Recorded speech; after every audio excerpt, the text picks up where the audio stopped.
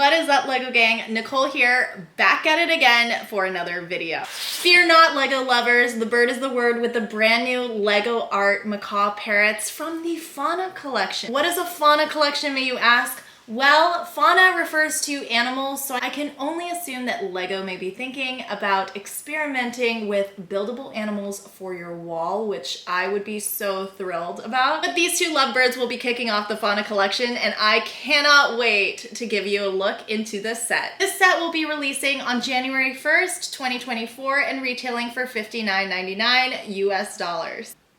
This set was sent to me by the LEGO Ambassador Network, and as always, all thoughts and opinions regarding these builds are my own. I am going delirious. It is 1 o'clock in the morning and I should not be filming right now, but be sure to hit that like and subscribe button so I can continue entertaining you for many years to come. But enough of my shenanigans, let's get reviewing.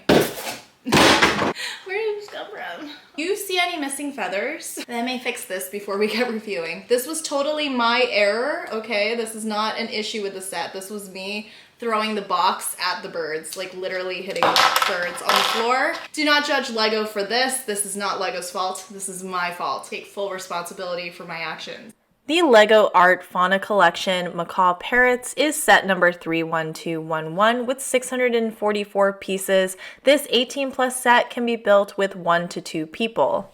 The two buildable birds are insanely beautiful, but they are also meant to be hung on your wall as art. This set includes 2 instruction manuals, which will make it easy to split the build between 2 people. These are the 2 birds you get with this set. You get this yellow and teal macaw parrot, as well as a pink and teal parrot. This one has to be my favorite. That's why I wore pink today. But this one looks really cool too. I have to say that these are a lot bigger than I thought that they were gonna be. At the $59.99 price point, I expected something a lot smaller, but these definitely have some width to it, or some could say these have some wingspan to it. This is the very first build in the set. This is the yellow macaw parrot. What I really enjoyed most about this is that this bird is actually perched on this botanical branch. I love that Lego is including more botanical elements in other sets other than just the botanical line. This is just a very beautiful build, and it's also pretty sturdy. There is a little bit of Technic that does bring everything together, so if you're scared of Technic, don't be scared. I promise you it's not too bad. But of course they do call me technical for a reason.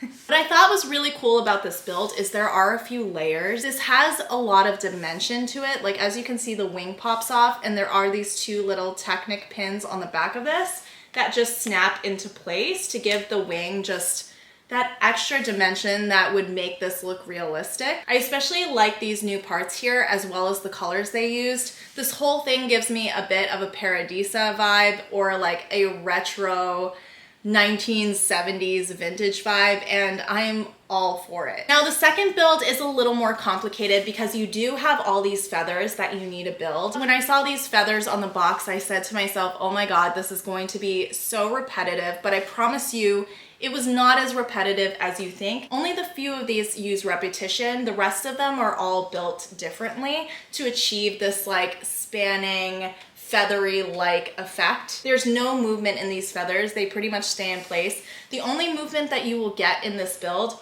are the tail feathers that move like this, but you wouldn't want them like that anyways because they really look better like so. And as I mentioned with the previous build, this does use some Technic to achieve this arc that you wouldn't normally get with Lego. Trust me, you need the Technic in order to achieve this look. But as I said before, it's not as difficult as you think it would be. This is not a haunted house, don't be scared. Both of the builds have these Both of these builds can be easily hung on your wall by using these 2 little nail holes here. I don't know what else to call them other than nail holes, but trust me, like, you can hang them easily using these 2 little Technic slots here. Overall, I really enjoyed this build. I learned a ton of new techniques and I was just pleasantly surprised by this set, and I think that's the best kind of emotion that you can get from a Lego set, is being pleasantly surprised. I thought that this would be quite straightforward, but the techniques they used, the parts usage, the angles,